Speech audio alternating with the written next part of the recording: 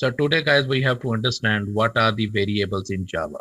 So to understand the variables, so first let's understand what is the purpose of the variables in Java, how the variables are helping us in the Java. So guys, if I can give you guys a few examples in the practical life, and I will try my best to relate these examples with the variables.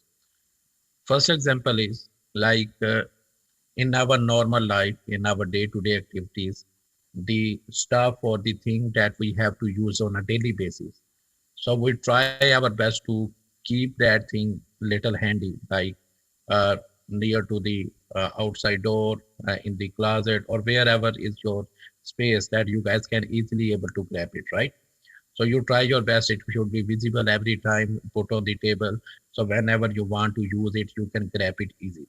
Okay, this is the first example. Other example is, for example, you ordered any package from Amazon. Okay, so the package is delivered at home. You got the package. So when you got that box, so the box itself is nothing, but main thing that is inside the box, the main value or the main product is that. For example, you got the box, you open the box and you trashed it. Okay. Or for the preserve purpose, you use the product, you use that specific thing, and after that, for safe side, you again put it inside in the same box for the reusability. So in the same way, guys, what are the variables are? Variables is used to store the values.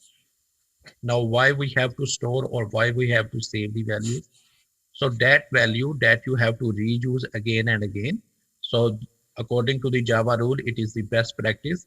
So you can declare by variable and you can save that value in that variable.